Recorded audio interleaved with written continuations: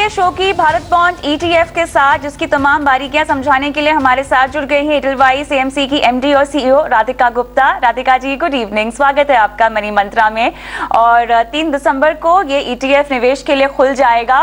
तमाम बारीकियों पर एक एक करके हम सवाल जवाब करेंगे। सबसे पहला सवाल जो मैं आपसे समझना चाहती हूँ, बहुत ही आसान भाषा में मुझे यील्ड टू मैच्योरिटी जो इस बॉन्ड की है वो समझना है। अक्सर अखबारों में और तमाम आर्टिकल्स में एक आम निवेशक इस टर्म को पढ़ता तो है, लेकिन इसका असल में मतलब रिटर्न के लिहाज से वो क्या होगा? नमस्ते Kavita ji and good hello to all of your viewers. तो भारत बॉन्ड ईटीएफ के कॉन्टेक्स्ट में मैं आपको यील्ड टू मैच्योरिटी बहुत ही साधारण तरीके से बताती हूँ। यील्ड टू मैच्योरिटी जब हम फिक्स्ड इनकम में निवेश करते हैं तो अल्टीमेटली इंसान ये जानना चाहता है कि भाई कितना मिलेगा। जब मैं निवेश करूंगा, चाहे 10 साल के लिए करूं 2032 तक, तो कितना मिलेगा। अब ये कितना मिलेगा, ये एक साइंटिफिक इसका आपको जवाब देना पड़ेगा कि आपको एक्चुअली इसमें रिटर्न कितना मिलेगा। तो जब आप एक बॉन्ड ईटीएफ बनाते हैं या कोई भी डेट फंड बनाते हैं तो आप क्या करते हैं, उसमें बहुत सारे बॉन्ड्स खरीदते हैं, अलग अलग कंपनीज के, सरकारी कंपनीज के, जो भी कंपनीज के बॉन्ड खरीदते हैं। उन बॉन्ड के अलग अलग रेट होते हैं। उन सारों को मिला के उनका जो एवरेज लेके जो रेट आता है उसे हम यील्ड टू मैच्योरिटी कहते हैं। ये बेसिकली आपको ये बताता है कि अगर आप आज की तारीख में निवेश करेंगे और पूरे पीरियड तक निवेशित रहेंगे, इन्वेस्टेड रहेंगे, तो आपको क्या रिटर्न मिलेगा। तो in some way it is a very good way to understand your indicative return on a portfolio like this, अगर आप पूरे टेन्योर में इन्वेस्टेड रहे। मुझे ये बताया, अगर मैं इस बॉन्ड को, इस ईटीएफ को एक आम डेट इंस्ट्रूमेंट या किसी और डेट निवेश की तुलना में समझना चाहूँ तो इंटरेस्ट कैसे अलग है और किस तरह से अलग तरीके से आपको मिलता है? तो ये प्रोडक्ट वो ही बॉन्ड्स होल्ड करता है। मैं आपको इसकी सिमिलैरिटी बताती हूँ बाकी बॉन्ड प्रोडक्ट से, बाकी डेट फंड से, और जो अलग है वो भी बताती हूँ। आई थिंक जो ये प्रोडक्ट की खासियत है वो इसका स्ट्रक्चर है। जब हम बाकी बॉन्ड फंड्स देखते हैं तो वो बॉन्ड्स होल्ड करते हैं, लेकिन पता नहीं होता कि क्या रेट होगा। आज निवेश करें लेकिन इंटरेस्ट रेट ऊपर चले गए, आरबीआई ने कुछ कर लिया, फेड ने कुछ कर लिया, बहुत कंफ्यूजन होता है। इसका स्ट्रक्चर भारत बॉन्ड ईटीएफ का बड़ा अलग है। इसका टारगेट मैच्योरिटी स्ट्रक्चर है। तो आप नोटिस करेंगे जैसे अब भारत बॉन्ड ईटीएफ जो दिसंबर 3 को खुल रहा है वो 2032 का है। तो it is a buy and hold product कि आप 2032 तक इन्वेस्टेड रहेंगे तो आपको एक स्पेसिफिक रिटर्न मिलेगा। इसका मतलब ये है कि ये ईटीएफ आज की तारीख में जब खुलेगा तो ये बॉन्ड्स खरीदेगा जो 2032 में मैच्योर होंगे और सिर्फ उसी तरह के बॉन्ड्स खरीदेगा और कुछ नहीं खरीदेगा। इससे निवेशक को क्या फायदा होता है, उसको एक प्रिडिक्टेबिलिटी ऑफ रिटर्न्स मिलती है। अगर वो निवेश करता है तो उसे पता है कि अगर इन्वेस्टेड रहेगा तो क्या मिलेगा। तो ये जो टारगेट मैच्योरिटी स्ट्रक्चर है ये बहुत खास है भारत बॉन्ड में। दूसरी बात, ये सरकार का इनिशिएटिव है तो इसमें सिर्फ highest rated public sector bonds होंगे जो कि AAA पब्लिक सेक्टर बॉन्ड्स हैं, तो आपको उसकी पूरी कंफर्ट रहती है। तो ये दो चीजें बहुत खास है। And third, of course, being an ETF and being a Government of India program with Edelweiss, इसका एक्सपेंस रेशियो शायद इंडस्ट्री में सबसे कम है। बिल्कुल, लेकिन इसके अलावा थोड़ा सा मुझे इंटरेस्ट रेट रिस्क को भी समझना है, जो कि अगर आप इस बॉन्ड में निवेश करते हैं तो काफी हद तक कम हो जाता है। 6.82% का ब्याज फिलहाल यहाँ पर यील्ड टू मैच्योरिटी कही जा रही है। पोस्ट टैक्स अगर हम देखें और इसी को पकड़ तो 6.33% है। लेकिन इसमें अगर बीच में इंटरेस्ट रेट में उतार चढ़ाव आता है तो कैसे, अगर मैं इस रेट पर अपना पैसा लॉक इन कर लूं तो मुझे इस उतार चढ़ाव से बचने का मौका मिलेगा? तो ये बहुत इंपॉर्टेंट सवाल है। आई थिंक डेट फंड्स में इंटरेस्ट रेट रिस्क होता है। जब इंटरेस्ट रेट्स ऊपर जाते हैं तो बॉन्ड के प्राइसेस कम होते हैं एंड वाइस वर्सा। अब इस प्रोडक्ट में अगर आप टेन्योर तक, अगर आप जो टारगेट मैच्योरिटी है उसमें अगर आप इन्वेस्ट करें और इन्वेस्टेड रहें तो आपको ये जो 6.8% की यील्ड है वो मिलेगी। However it is also very important to realize कि in the middle the fluctuations हो सकते हैं। तो आज की तारीख में आपने 6.8 में इन्वेस्ट किया, माना इंटरेस्ट रेट्स 7.5 हो गए, तो ऑब्वियसली आपको short term mark to market loss होगा। लेकिन अगर आप इन्वेस्टेड रहे उस पीरियड में, और ये मैं बार बार कह रही हूँ, तो फिर आपको प्रॉब्लम नहीं रहेगी। तो ये product actually hold to maturity investors के लिए। इंटरम आपको लिक्विडिटी है, लेकिन ये जानना जरूरी है कि तब आपको इंटरेस्ट रेट रिस्क है। जैसे इसका टेन्योर कम होगा वो इंटरेस्ट रेट रिस्क कम होती जाएगी। लेकिन इसके टारगेट मैच्योरिटी डिजाइन का भी यही रीजन था कि बहुत लोग कहते हैं कि भाई फिक्स्ड इनकम में निवेश करना है, 10 साल के लिए पैसा रखना है, उनकी प्रॉब्लम बहुत अच्छे से सॉल्व हो जाती है। अच्छा, अगर मुझे मैच्योरिटी तक नहीं होल्ड करके बीच में पैसे निकालने पड़े किसी भी वजह से, तो कैसे मेरा इंटरेस्ट कम होगा और कहाँ मैं पैसा कमाने से गवा सकती हूँ? तो एक तो ये ओपन एंडेड फंड है और इसमें कोई एग्जिट लोड्स वगैरह कुछ नहीं है, तो आप कभी भी पैसा निकाल सकते हैं। नाउ अगर आपने आज इन्वेस्ट किया से 6.8 की यील्ड पे, और जब आपने निकाला से आपने 1.5 साल बाद निकाला और इंटरेस्ट रेट्स बहुत बढ़ गए, तो शायद आपका you could have a small loss और you may not earn that kind of yield. अगर इंटरेस्ट रेट्स घट गए तो आपको फायदा भी हो सकता है। ये आपको, अगर आप लंबे समय का भारत बॉन्ड लेंगे जैसे 10 साल का है, तो आपकी वॉलेटिलिटी पहले कुछ सालों में ज्यादा होगी, क्योंकि हमें पता है कि बॉन्ड्स में जितना लंबे समय का बॉन्ड है उतनी ज्यादा इंटरेस्ट रेट रिस्क है, जैसे कम होता जाता है वो कम होती जाती है। अब इन तमाम बातों को ध्यान में रखते हुए हमें ये बताएं कि किसी को अपना डेट पोर्टफोलियो का विस्तार करना हो तो इस तरह के बॉन्ड को डाइवर्सिफिकेशन के लिहाज से किस लक्ष्य के तहत और किस उद्देश्य के तहत पोर्टफोलियो में डालना चाहिए? तो देखिए, भारत बॉन्ड का जो प्रोग्राम है, और मैं उसे एक सीरीज में नहीं देखती, अब ना विद दिस लॉन्च 5 आपके भारत बॉन्ड प्रोडक्ट्स होंगे, 2023, 2025, 2030, 31 एंड 32। तो ये आपका 2 से 3 साल से लेकर 10 साल तक के प्रोडक्ट्स हैं। बाहर एक कॉन्सेप्ट है जो कि मुझे लगता है इंडिया में आना बहुत जरूरी है, उसे कहते हैं बॉन्ड लैडरिंग। बॉन्ड लैडरिंग एक बहुत सिंपल चीज है।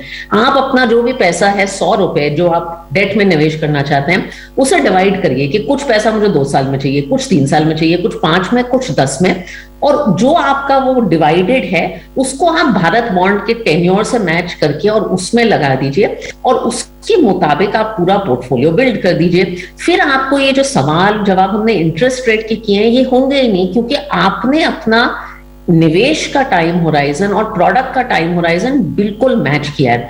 तो इस जरिए आपके 5 प्रोडक्ट यूज करके अपनी नीड्स के मुताबिक एक बहुत अच्छा सिंपल डाइवर्सिफाइड पोर्टफोलियो बना सकते हैं। राधिका जी, क्या कहेंगी उन तमाम निवेशकों को जो कि फिक्स डिपॉजिट में अभी भी काफी हद तक आकर्षित हैं और उसी में अपने पैसों को सेफ समझते हैं, जो मेरे ख्याल से उनके लिए सबसे बड़ी प्राथमिकता है, ना कि रिटर्न कमाना।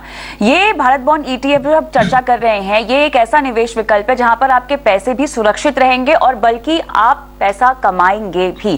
क्या कहेंगी उन तमाम निवेशकों को?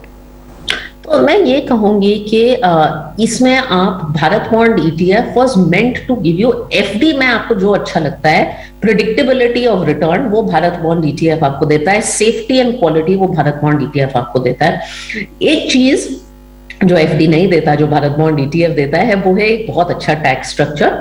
डेट म्यूचुअल फंड्स में इंडेक्सेशन है, मैं इसको समझाती हूँ।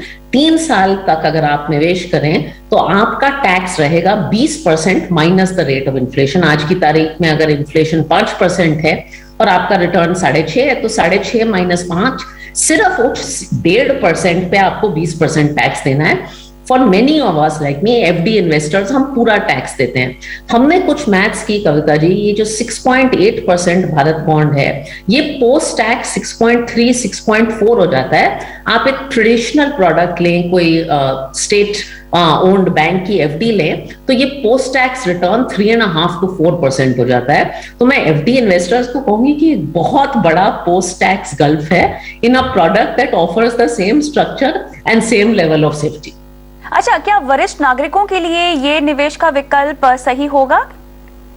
हाँ बिल्कुल, एक्चुअली ये डिजाइन ही किया था कि हमारे जो रिटायरीज हैं, सीनियर सिटीजन्स हैं, even young investors, I have people जो अपना पहला पॉकेट मनी भी यहाँ डालते हैं, कोई भी जो सेफ कंजर्वेटिव इन्वेस्टर है, खासकर फुल टैक्स ब्रैकेट और FD इन्वेस्टर जो कि एक टैक्स एफिशिएंट तरीका चाहता है डेट में इन्वेस्ट करने का, उसके लिए ये वैलिड है। एंड कविता जी, आज की तारीख में जब इंटरेस्ट रेट्स कम हुए हैं, ये क्वेश्चन बहुत इंपॉर्टेंट है, बिकॉज लोग ऑलरेडी पूछ रहे हैं कि भाई इंटरेस्ट रेट्स कम हो गए हैं, यील्ड्स कम मिल रही हैं, आदत थी 8-9% मिलने की, कम से कम जो अपना फेयर टैक्स एफिशिएंट सोल्यूशन है उसको तो आप आजमाइए।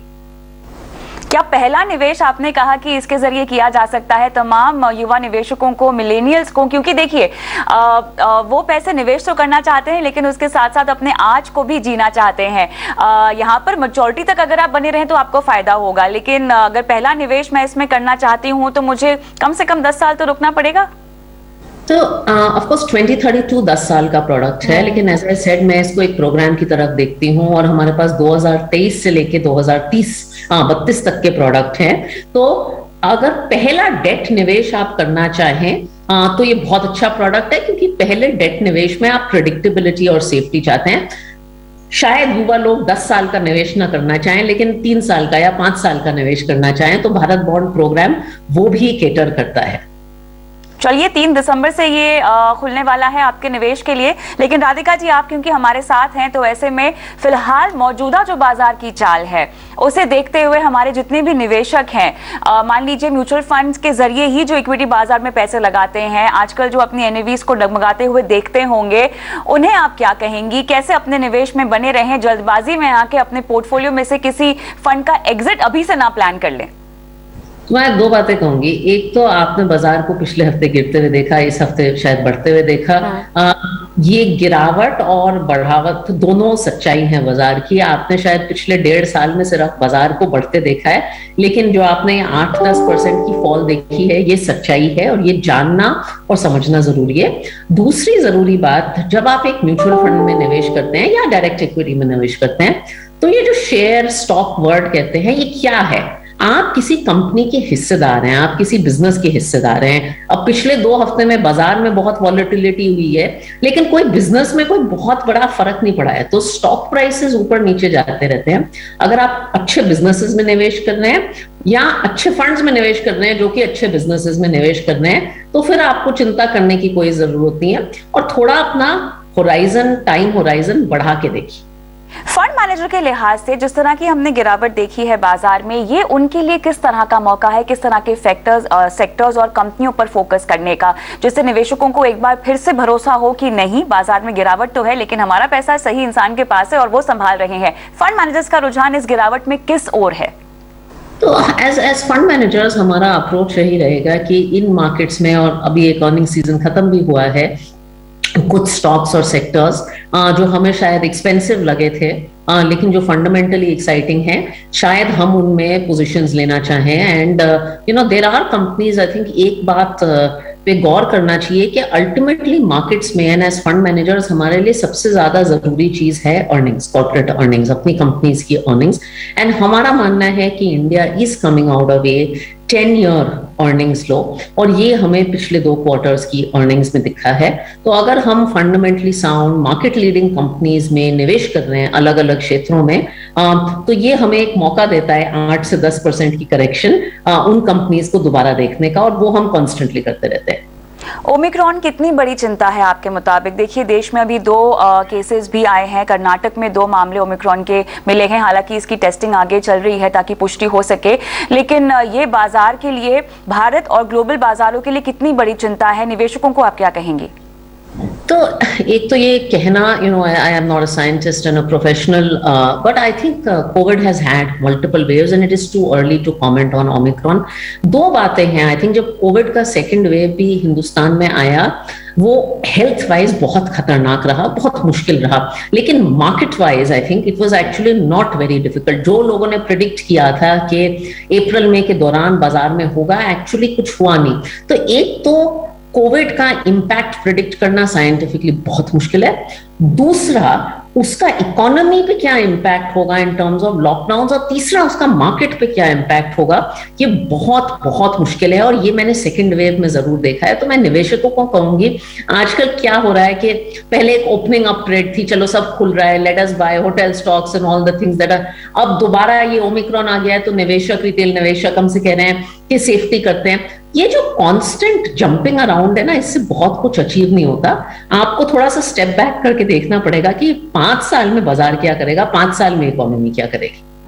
ये सब तब मुमकिन है जब आपका नजरिया बाजार में लंबा हो और आप एक योजनाबद्ध तरीके से अपने फाइनेंशियल पोर्टफोलियो को आगे ले जा रही हो। राधिका जी, बहुत बहुत शुक्रिया समय निकालकर हमसे बात करने के लिए, भारत बॉन्ड ETF को लेकर तमाम बारीकियां निवेशकों को आसान भाषा में समझाने के लिए।